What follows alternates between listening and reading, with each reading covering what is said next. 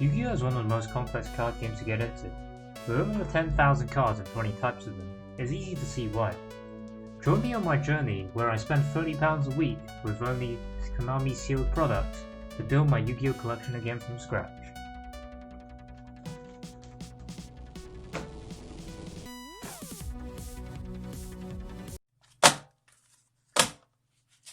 Alright, hey guys, it's Soraya back with another opening section. Right, so before we get into today's video, I just want to express certain things, and that is to do with what happened with episode 2 and some little clear-ups that I felt like I should make going forward for the series. So I didn't mention when I made the intro about the 30 quid rule and like where that applies and where that doesn't. So I've decided for now that I wouldn't be too stingy with the 30 quid, and I wouldn't, save it over a week. So I'll only be using 30 a week maximum, and I won't be keeping any of the spare money that I haven't spent. But that doesn't include shipping or actually going to locals.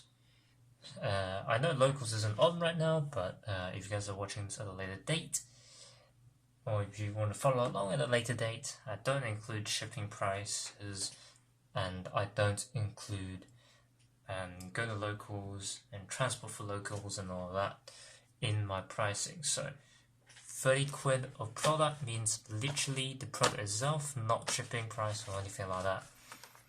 So yeah. And the second thing is, of course, where did episode 2 go? Because this is not actually episode 2, even though I'm probably going to end up calling it episode 2. The thing is, I made about a 10-minute opening section for that week that was supposed to be episode 2, but I don't know what that footage is gone now, and even if I could find it, it has no audio on it.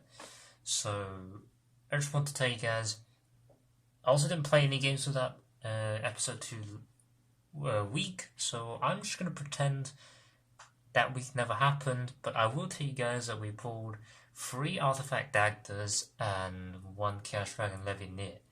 The other cards weren't really too relevant. I think we pulled a Terraforming or something else. But there weren't any big pulls, nothing like Halki, nothing like Imperm or anything that we're hunting for in the set, basically. So just want to get that out there. But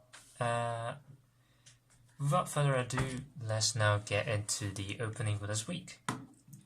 So we're still hunting for that Hulk, and we're still hunting for Udian Carrier. Yeah, Carrier. Said Carrier for the first time, not Hanger. That's good. So we do have to keep opening duos until we find those. So let's get cracking.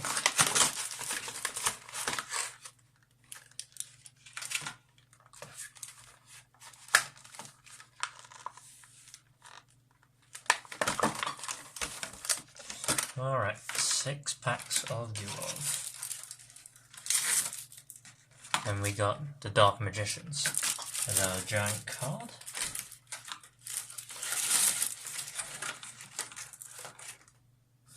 Alright, let's do this. So we're gonna be saving... Let's save Kagari, because I quite like the artwork in Kagari, so we'll save that pack for last. And we'll open these other 5 for now.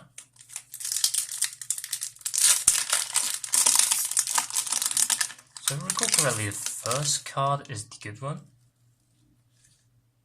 Where is it?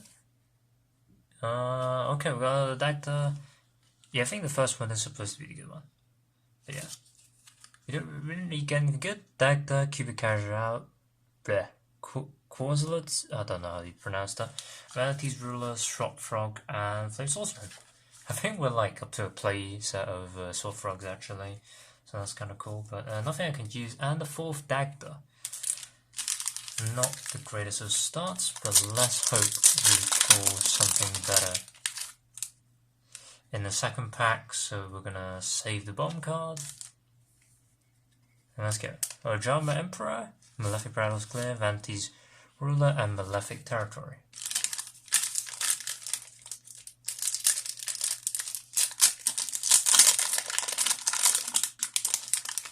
Right, saving the last card again. And we have Cubic Dharma, Gigaplant, Fuma, and Hyperdirector. Very cool, very cool. I'll try to store it for you guys, to be honest, because most of the exciting stuff will be in this pile over here. So, yeah. Once again, saving that. Dark Avaline Dragon, Wise Shrix.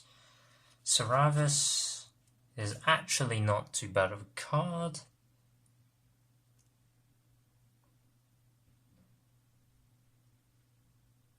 But yeah. Cool. Saravis is kind of like a pseudo hand trap that's only good for going first. And even then it's not that good. But yeah, single transcend, I haven't seen this card before. Target one secret monster your opponent controls, person one secret. Okay. That's pretty specific. Probably never going to be able to pull that off. Anyway. So this is the 5th pack. Obviously both Union Carrier and Hulk is in that little bottom card secret tier. So we won't know if we get it or not before that. But anyway. Okay, we got Compulse. That might be okay. We might play that at some point. If we get a place out of it, we'll play it instead of Machina Overdrive probably as our target for Trap Trick, or we'll just take the Trap Ninja now entirely because I don't think it's too useful. Once we do get consistent ABC Dragon Busters on, that kind of interruption is going to be pretty meaningless. Okay, so there's the last one. Got no Flame Swordsman, so we do have a copy of a playset of that now. Scrap Warforce is actually nice. It's going to be a good target for Scrap Worm and Scrap Wyvern. Alien Shock Trooper M-Frame, and then the Simorg. So there we go. Alright, so for the exciting part of the video, the bottom cards of the pack. So let's go. Oh, let's go. We're going to Hulk off the top. Okay, that's nice. Dingirsu, okay. Another Anaconda. Another placer Levineer now, and I think that was an effect monster. Oh no, it's not. Is it a perm? Okay, I'm pretty happy with that. We still have to open more for the Union Carrier, but we got the Hulk, which is really important. We can start playing those dirty combos, and we got another Anaconda, which is fine. But Imperm mainly is what I'm very happy about. Dingirsu, definitely a good card. Not playing it right now though. But yeah, definitely these two are definitely 100% going into the deck. Probably don't need a second Anaconda, so we'll leave that out for now. But yeah, not a bad opening. So yeah, that's our duel of for the day. These three I'm going to think about putting into the deck. Definitely very, very happy about Hulk and Imperm. In fact, I'm going to sleeve these two straight away, because these are definitely going into play. Them nice and sleeved up. Imperm definitely probably going into main even. Right, cool. So at least we can make some changes to the deck, which will be awesome.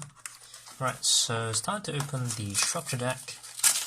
And we've gone with a shuttle structure this time.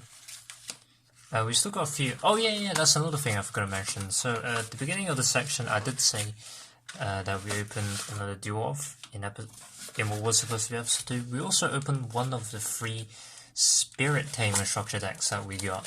So we're gonna have to open the other 2 at some point. We also got another structure deck actually waiting for us to open as well, but I won't spoil that yet. Okay.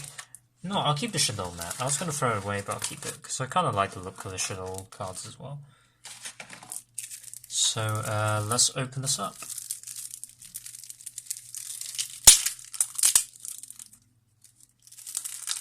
So obviously we're not going to play Shadows, but there are quite a few staples in here that I do want. I didn't want to have to open yugioh something. Devastator, that's it. So let's get the promo stuff out of the way and start on the deck.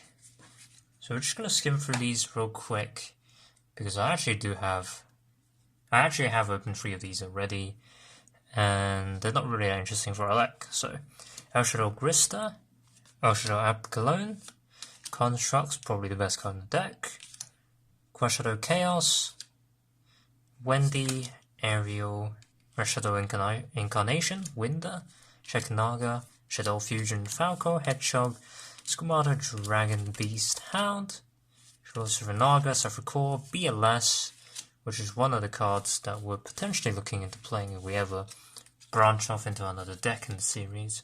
Lava Golem, Dark Arm Dragon is also going to be an interesting choice for some deck ideas. Freddo Sleeper, Trick Clown. I'm not entirely sure how we would implement Trick Clown to the deck, but it's not a bad card, so. Armageddon Knight, same thing.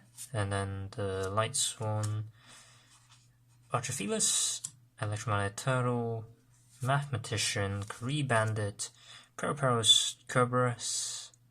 Don't think that this does anything because of the Shadow Prison, El Shadow Fusion, Nefe Shadow Fusion, and the card we're really most looking forward to is Super Polymerization and Insta Fusion as well. And then Allure of Darkness. It's a good staple, we don't need it, but Footage Bearer we do need to nicely take that. Living Fossil isn't very good, I don't think, in this deck. That's kind of out of frame for the camera, but Poor of Avarice, we already have 3 copies of. Twin Twister is definitely a welcome sight. Shadow Course, Shadow Game, True Shadow Aeon, Lost Wind, another good target for Trap Trick, if we do get a playset of those. And then Nightmare, Necrofusion, Subterra Secession, Wendigo, Anomalous, whatever that is, Shadow Contract, which we can't summon, by the way, as this is to flip monsters. But yeah, that's this week's opening. Hope you enjoyed it. And yeah, I'll see you guys in the deck building session. There isn't anything more to say. Alright, so welcome to the duels. So we only played 1 match today, and yeah, we just couldn't find anybody, and I didn't feel like going on ladder with our current build. So yeah, so for this first game we're against Marincess, and it's actually Marincess Frogs, as we later find out, with some great old splash in there. The first game we win the coin flip, go first, and misplay tragically. I completely forgot that you can just banish A, B's, and C's on field that are equipped for the Buster. I could have had Buster, and this game could have been very different.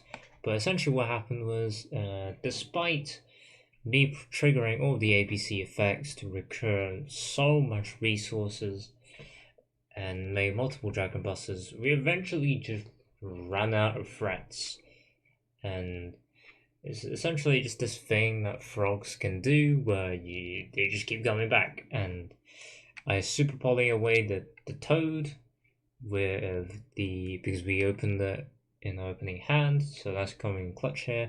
We just don't quite get it for lethal because we don't have the damage over their monsters. And like you see here, we just decided to show off a newly pulled Healthy Firebrax, and then we quickly concede afterwards because we just simply can't survive enough attacks, and we just did not have anything left. We ran through both our busters, we ran through the Super Poly, and we just didn't have any resources. So in the second game, we choose to go first again. I believe I sided in some back row hate for whatever reason. We kind of break on this game as well. We know someone's got Recycler. I believe we dumped the Citadel, trying for some new plays. Normally I would dump the Fortress, discard B and C, and try to get some recurring going on in the graveyard, but we tried something new. It didn't work out. We just kind of got negated, and our opponent OTK'd us from there. So not too much to talk about really. I also flipped up my judgment way too early. But yeah, that was the one match I played. And that's really the results we got this week. I have to admit, I don't think that was the deck's fault at all. I think game one, I should have really just known how to read. If I had got the Dragon Buster out on the first turn, definitely could have stopped a lot of plays from going through from our opponent. So I think we should have really won game one if I didn't misplay. Game two, I think there could have potentially been better sequencing there. However, it's very hard to say. If my opponent was to be able to choose to go first or second, would we be able to out his board? As I assume Marincess would be a good first deck, especially with a Frog Toad engine. But yeah, let me know if you guys have any thoughts on that. But we're still on the chase for Union Carrier, so there isn't going to be anything new in the opening next week. Just going to be more dual elves and another structure deck to open with some pretty good cards guaranteed inside. So I hope to see you then, and I hope next week's episode will be less messy than this one. And that's all I really had to say. I hope you guys enjoyed the video, and goodbye.